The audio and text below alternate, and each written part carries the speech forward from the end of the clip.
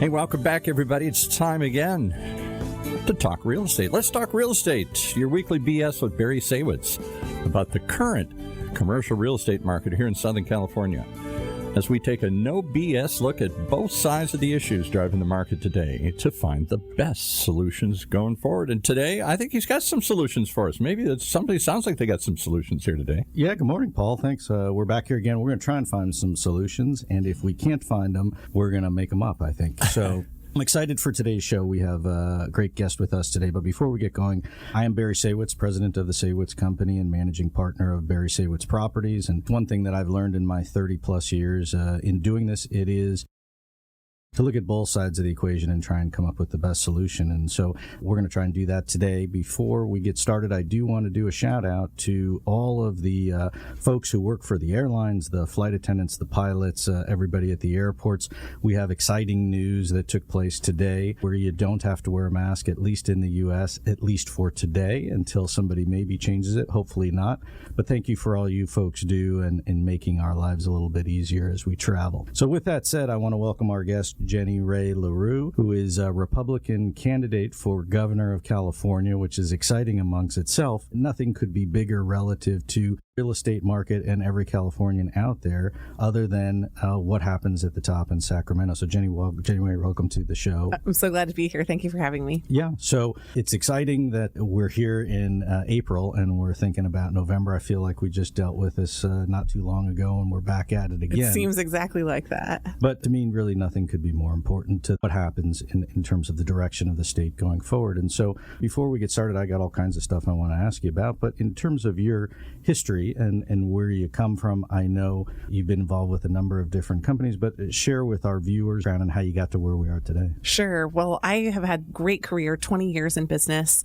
I have a bachelor's in economics from the University of Virginia, and I got an MBA from Columbia Business School. I went to business school because I really wanted to focus my career on real estate. So I have a corporate side of what I do, but I also have a real estate investing side. So I'm really excited to talk about that aspect with you today. My 10 years in corporate began at Bain Consulting, and I worked with 11 different companies in 10 different industries. I worked with government organizations, and really my focus was on growth, how to use analytics and problem solving to unlock growth for organizations. And then the most recent 10 years I've spent building a company. I bought it 10 years ago as a small company, and I've grown it now into an international tech firm that serves the consulting industry. And politics was never really on my radar. I'm thrilled to be in the business community. I love investing in real estate. These are things that I'm passionate about. And as you probably know, there's really no end in sight for it. There's always something interesting on the horizon, another deal to be done, another company to be purchased, another investment to be had. But I really took a pause during the early days of COVID, looked at the leadership at the top in Sacramento and said, I think we're headed for major trouble in our state. And it was the first time that I did that, first time that I really took the chance to look at what was happening in our laws and our regulation in California. And the closer that I got, the more concerned I became. Okay. And that's really what led me into an investigation of the race for governor and ultimately to run.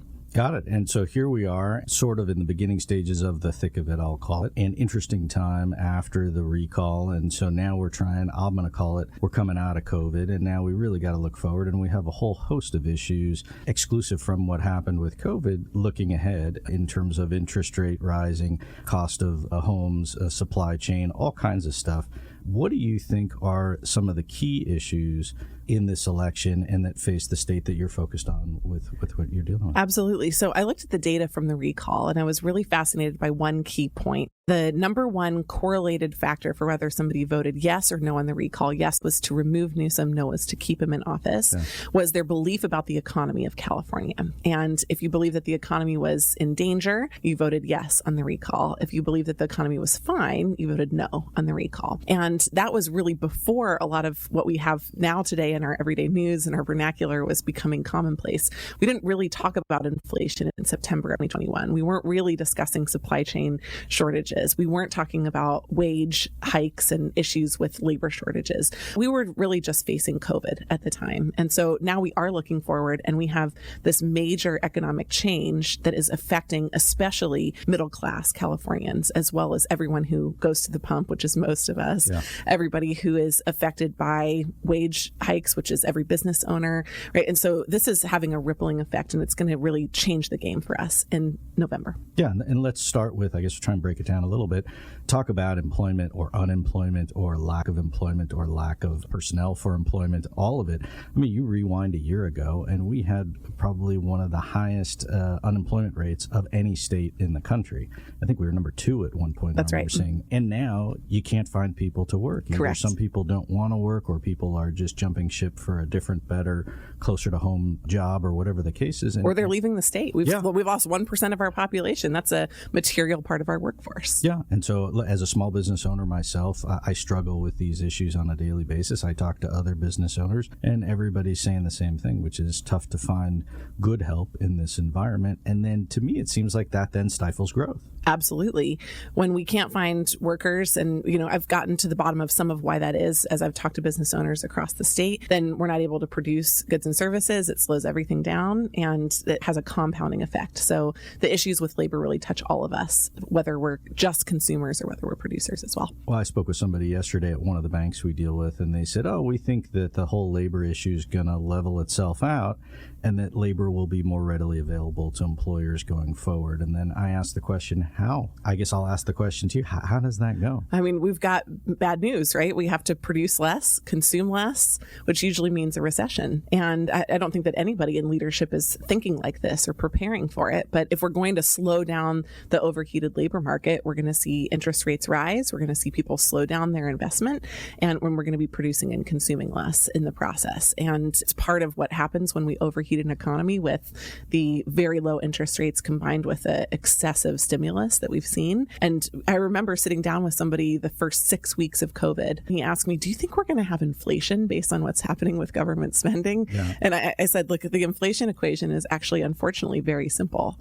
And if we have stimulus, if we have low interest rates, which are part of the environment for the last 2 years, we're going to have an increase in demand and inability to fulfill it. And we're going to have inflation to correct. Yeah, and now that's what you have. It's exactly what we have. And so what you see today is a ripple effect. So gas costs more, goods cost more, rent costs more. With higher interest rates, my mortgage could go up. And I get it all the way across the board. That's right. Yet people are still spending because they have pent-up desire or demand to travel or to buy things, or they have increased wages themselves. And I think then they have a sense of, hey, I have more money, so I'm going to go spend some more. Yeah, absolutely. And that's what keeps our economy going. The ability to spend that we have in America is really unparalleled anywhere else in the world. In college, I studied microfinance. And one of the things that you recognize really early is that access to credit in some form, sometimes it's consumer credit, sometimes it's credit for a home, enables you to buy something. And one of my friends came home from an internship in Bangladesh, and he said, America is amazing because we have the ability to buy something before we're able to pay for it. Yeah. And our ability to do that is what keeps our economy going. But obviously, if we overextend that, then we run into problems later down the road. And do you think that the prospect of the supply chain issues getting solved, at least to some degree, will then cause more output of goods, which will then ease some of the price inflation on those goods that we have?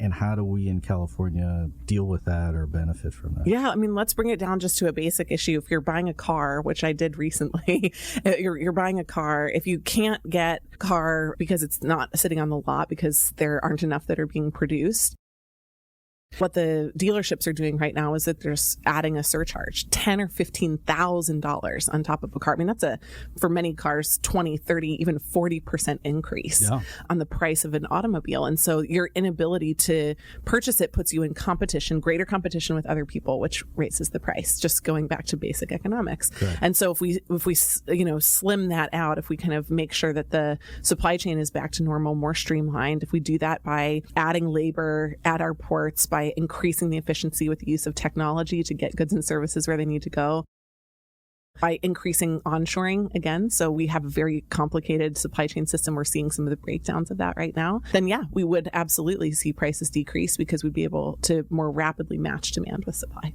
I don't want to put words in your mouth, but what I'm hearing is a more pragmatic business approach if you're governor to how the state runs and operates as opposed to shooting from the hip. We've been run by somebody who really doesn't understand the basics of economics, or worse, if he does, then he's maliciously trying to destroy the economy of California. So So yes, my approach is very common sense, very, very basic, very grounded in economic principles, and it's long ranging. It's not a Band-Aid today to score political points that will sell us down the river tomorrow. And I think that both of those are really what's needed. We need an adult in the room in Sacramento. We don't have one right now. Yeah, no, I couldn't agree more. And so let's talk about some of the other issues that affect the state, and then, we talk about them here in Orange County as well. We've talked with mayors from some of the cities on previous shows, and there is a mandate from Sacramento to try and deal with the homeless situation and try and create more affordable housing, create more homeless shelters.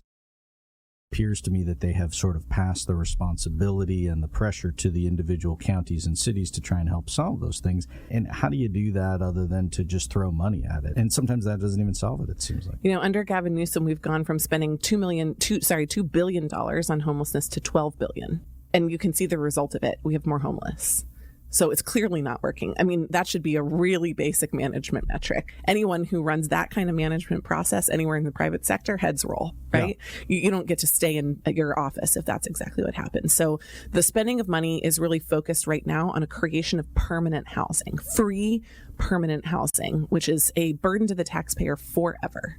Problem isn't actually solve the root cause of homelessness. The root cause of homelessness isn't a housing shortage. The root cause of homelessness is, in almost 90% of cases, mental health or drug abuse. Yeah. Neither one of those areas have we added capacity in the state. So again, having a problem solver versus a politician in office would be able to address these issues. And I've traveled up and down the state and I've looked for solutions. And the good news is that we have them. They're already working under our crazy laws in California. You can see them in Bakersfield and Fresno, cities that have what we call functional zero homelessness, which means that people are not living on the streets for long periods of time. Sometimes there are transitional homeless that are going through a period of their life, but they're able to seek treatment. The states and the cities understand who those people are by name, and they match them with services and solutions. We've seen another solution in San Francisco that's incredibly encouraging. It's temporary housing on entitled land, and it's FEMA emergency housing. So it's 2 FEMA standards, but it's individual units. Some people would call them tiny homes. That's not how I would describe them. They're building them here too. But basically they're built on either state-owned or city-owned or private land that is in the entitlement process for a maximum of 1 to 2 years. They're gated, which for me was a remarkable insight because a lot of the homeless communities aren't. And they're providing services through community partners in these places. That brings the cost of transitional housing from Newsom's permanent housing price of about $800,000 a person down to $15,000 a year, which is a major cost savings. And it also addresses the real issue, which is that if somebody is having a hard time getting treatment or a job, they're in a safe place. They can do that. But it's not creating a permanent long-term solution to disincentivize people to actually get the help that they need. There are federal funds available to the states. Is there money already set aside in the budget in Sacramento? Or it seems like the burden has been shifted to the individual taxpayer to pay for it? Well, it's great. The housing piece, yes, that's a Sacramento responsibility. So if we want to house in whatever way we want to house, that's something that happens in Sacramento. There are clearly nonprofit partners that can help with some of that, and that's how it's handled in many states. But really the key issue that I think you're talking about here is around all that programmatic spending. And every dollar that Newsom gets that's extra, I would say quote unquote extra, because it's really just coming out of the pockets of Californians, but it's a surplus above what he budgets for. He puts into programs, not infrastructure or long-term solutions. And some of those government programs that already exist are on top of this spending. We have Section 8 housing, which is used in some of the cities to put people into the kind of permanent housing that we're talking about. We have, the healthcare expenses that are shared by the federal government, often under Medicaid or Medicare, depending on people's eligibility. If they're veterans, they have access to federal funding. And that's one of the solutions that Fresno and Bakersfield have done an amazing job of figuring out. They actually know who the people are who are on the street. So instead of just funding these offices with bureaucrats sitting in them pushing paper, they have people out on the streets knowing the names of the people in the community, and they know what services they're eligible for. So they're able to match them with those services more effectively. Yeah, and some of the mayors that we've had in here have talked about building treatment facilities as a priority, as opposed to taking an old beat-up motel and trying to put some lipstick on it and create housing. Permanent housing, again, that continues to incentivize more homelessness, right? We have a 50% increase in homelessness in California, and 51% of the unsheltered homeless are in California today. So yeah, they're exactly right. So let's shift gears for a second to crime. Another happy topic. Yes. Right. Joy of all joys. We're going to get to some positive topics, but we'll get through the ugly ones first. But crime is up. Obviously, all the drama of defunding the police and decreasing services and shifting money away from law enforcement. I think here in Orange County, the consensus of all the folks that we've talked to is that's just simply not the case. And it's a false narrative. And then the question is, there must be something driving that from Sacramento. What's your view on that, and how do you look at it? Yeah, we can pinpoint the exact moment when it started, when the crime rates began to increase in California. It was in 2015 with the passage of Prop 47. Prop 47 was called the Safe Neighborhood and Schools Act. And it does everything except for provide safety for our neighborhoods and schools. Interesting. And it really began the dismantling of our criminal justice system as we know it. It changed the limits for what is now breaking the law. It makes it so that prisoners are required to be released from prison if we have capacity issues. So what has Gavin Newsom done? He hasn't added capacity to our prisons. He's diminished it. He's closed prisons. He's emptied out our juvenile detention centers, which are focused on rehabilitation and work process, and moved our juveniles into maximum security prisons. This is not the recipe for a safe society. And he's done it all while he's had a surplus. There has been absolutely no budgetary reason why we should be defunding not just police, but the criminal justice system in its entirety. And so we can see that that started in 2015 when Newsom was lieutenant governor, and then AB 109 came in after that. And those two laws together have worked to basically hamstring our police force from arresting and keeping criminals in jail. They continue to release them to the streets. And that repetitive cycle is not just creating more crime in our streets, but it's the same people that are the criminals that are out there committing the same crimes. And that's driving our law enforcement registration numbers down. People are not going into law enforcement because why would you? What a crazy job to have to catch and release the same criminals every day of your work. I mean, that's just insane. And as a criminal, if you knew that the penalty was that you got released or not that great, there's not a disincentive to be a criminal. Not at all. And from a law enforcement perspective, if I'm spending my time dealing with the homeless issue and I'm spending my time dealing with catching people that are ultimately going to get released, how am I able to focus on the real things that provide safety in the community? That's right. You know, one of Newsom's favorite words is the word reimagine. So I've co-opted that for my campaign. I talk about reimagining public safety. And it really just is returning to public safety, which means that if you commit a crime, then you have to do the time. But what we can do in California is think beyond what we've done before. And this is something that Newsom just has never done. He's closed two of the most active workforce release prisons in California. Both of them serve the CAL FIRE fire crews. 650 inmates that have served on those fire crews will no longer be available to serve in wildfires in California because of Newsom's policies. But what if we actually had not just wildfire, but construction and trades? What if we had coding, people that are exiting their time in prison with an actual skill that enables them to make the same that they had selling drugs on the street or committing other crimes? Doesn't work for everybody, but it will work for many. And we need to rethink in a California way the way that we do criminal justice. His way has been to dismantle it. Mine is to rebuild it in a new way. Seems pretty practical. I don't know. Yeah. We'll see if people want practical, I guess, when it comes to November. That is true. And so I guess, from a standpoint of when people go to the polls in November, so people that are hardcore Democrats or hardcore Republicans will typically just vote with the party, whoever that is. But to me, there's a lot of people out there that I talk to, even here in Orange County where the demographic has changed, who aren't so much concerned about the party as they are about the person. That's right. And what they stand for or how they think they're going to guide the state, and then ultimately how does that affect me as the individual who's voting for you at the end of the day? Correct. What are you going to do for me, right? And how's it going to make my life That's right. better? It's a fair question. The government's supposed to work for the people. So. Right. So no different when an employee asks their boss, hey, if I come to work here, what do I get out of it? I know I'll help make your company better. And so it has to work both ways. That's right. So I guess I ask the question, if somebody is undecided, if somebody is unaffiliated, what's the logic and why vote for you at the end of the day? Well, just another stat, right? The four most popular governors in America are business people who are Republicans in blue states.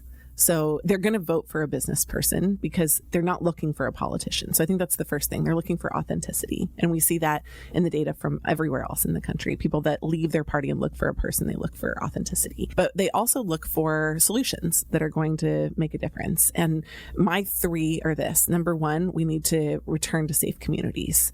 And we just talked about that. And crime is the number one polled issue across parties. People want a solution for crime, and Newsom is not solving that solution for them. The second is that they want a solution for housing and homelessness. And housing unaffordability is not just tied to homelessness, but they're interrelated in a way that we have to make sure we understand is Sacramento's fault.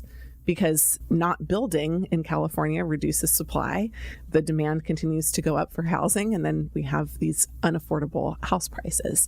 The third piece is really infrastructure and business friendliness. And if people are frustrated by water shortages, by the increase in wildfire, by power turnoffs, and by the issues that we've already talked about in the business climate in California, every single one of those is touched by Sacramento as well. And, when I was just a suburban dweller a number of years ago, I didn't pay attention to what Sacramento was doing with these issues. I just thought it was the California way. The California way was more expensive and more challenging, but I didn't understand directly how that affected it. And I think that, like I mentioned before, when people recognize that your gas prices in California are higher than the nation's, and that's Sacramento's fault.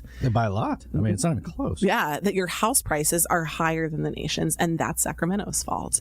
That your energy bill is higher than anyone else in the nation. That's also Sacramento's fault. The role of government is to provide these public goods and services for the people, and we're not doing it now. So what people are hungry for on top of authenticity is solutions that will affect their everyday life. I can provide those. And as a business person, one does feed to the other, right? If I invest in infrastructure, I create jobs. That's right. Right? I mean, these are logical things that one thing helps solve the other. That's right. Direct the money in the right place. And Newsom's plan right now seems to be to reduce our population. And population decline is the root of all failing economies. It's every place that I've ever been that has C-rated bonds and 15% interest rates. It's because their population is declining. They're uninvested. People are lacking interest in creating the future there. We need people to want to create the future in California. And just, to layer on top of all the practical solutions that we're talking about, that's really what it comes down to. Is there optimism or pessimism about the future? And I think under Newsom, people have pessimism. What we have to provide for them is the optimism. Yeah, and let's hope people look at the pragmatic side of things and vote that way as opposed to, hey, I don't really care and I'll just go with whoever's in there still. Well, it was encouraging to me to discover that 24% of our state is actually registered no party preference. So not only do they not vote with the party, but they actually aren't even in a party in the first place. So that really does speak to the fact that that middle is incredibly crucial. What that means is that only 46% of the state is Democrat.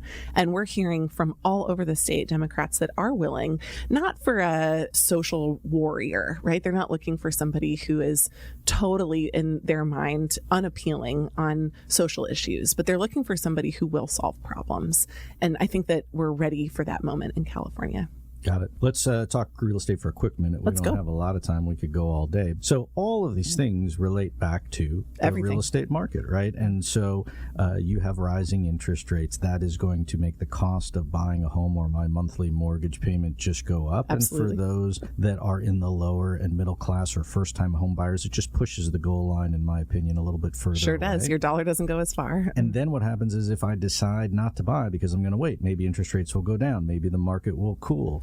All of these, maybe supply will get better. What do? I wind up renting. And then what happens is it drives the rental market up, which then I just pay more in rent. That's right. Homeownership is at an all-time low in California today. And many of the people that are being priced out of the market are our Hispanic community and first-time home buyers, like you mentioned. And so we're creating not just problems in the home buying market, but actually problems of equity and problems of access to the California dream. The California dream is predicated on being able to buy a house that you can afford. And renting creates a lack of stability. It doesn't mean that you're locked into your community. It challenges us in a lot of different ways. But really, at the fundamental basis of it, we have to return to a place where home ownership is accessible to everyone.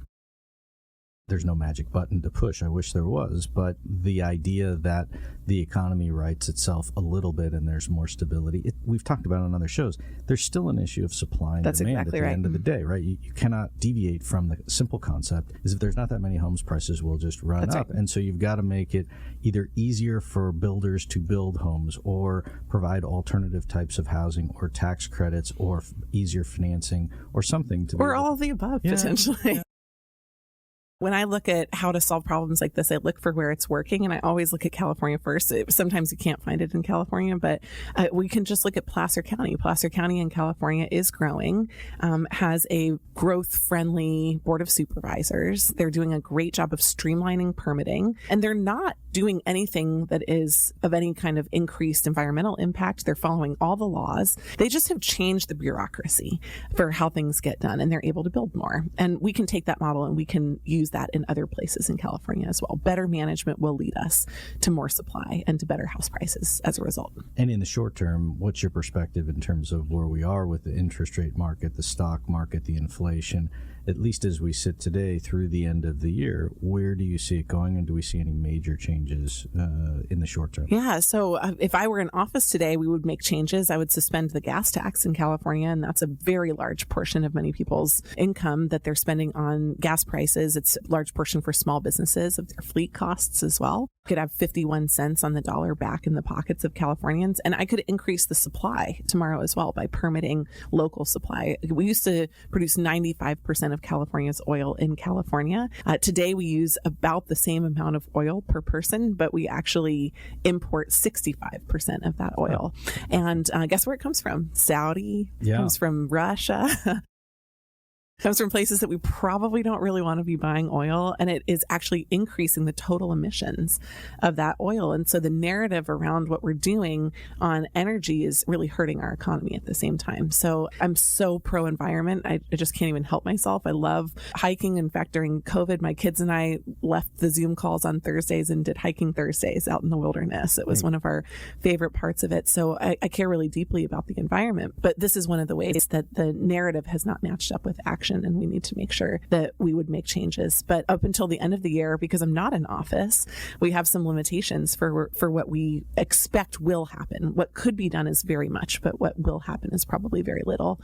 And I think we'll continue to see some of that pain and the constriction unless our leaders really make a decision that they want to serve the people of California. And do you think the same concept applies back in Washington? Absolutely. Yeah. You know, what we're seeing with ports could be alleviated.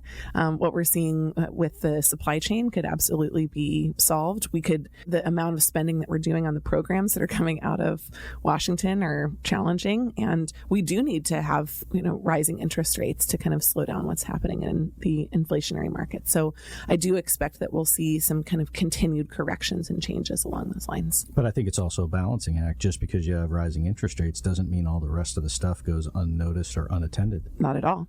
Yeah. And like you mentioned, we have some pent up supply. We have some pent up cash people are spending, and we also have pent up demand, things that we haven't done for a while that we might want to go do. And so some of those challenges are going to, lead to further constraints in the market. But could something be done about it? Absolutely. Yeah. And so kind of in summary, we just have a quick minute left, but what I'm hearing is pragmatic approach, business sense applied to the overall economy of how the state goes, and try and deal with each of the individual issues one at a time, and hopefully together they come together for an overall That's plan. right. It's really simple. As a business leader, the great ideas are definitely a part of it, but culture and core values are ultimately at the heart of everything. And I think just a couple of changing guiding core values would make a big difference in California. If we focus on what's good for California now and in the long run, what's good for our families and what's good for businesses, we can make a lot of changes here that are really effective. Yeah, and I think part of that is also getting the word out to the average person who ultimately goes to the poll in November. So hopefully today we've done that. I really appreciate you coming on the show and sharing your thoughts and input. It's interesting to talk about the politics side of it, but it's also interesting to hear how it actually affects the average person on a day-to-day basis. That's exactly right. Yeah, if you're listening and you want to learn more about me, you can go to Jenny Rae CA, JennyRaeCA.com. You can also use that same handle, Jenny Rae CA, at all of the social media channels, including TikTok. Good. That was my next question, is how do people reach you?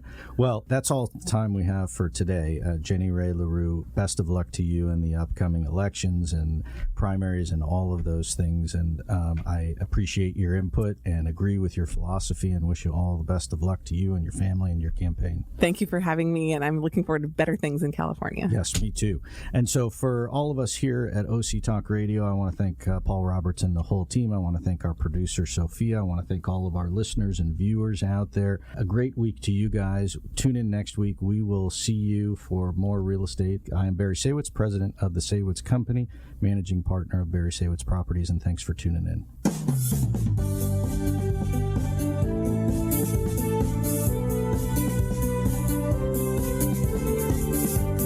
Well, there you have it. You've been listening to Let's Talk Real Estate, your weekly BS with Barry Saywitz about the current state of the real commercial real estate market right here in Southern California. On Orange County's only community radio station, OC Talk Radio, streaming live from our studio here at the University of California Irvine's Beale Applied Innovation Center.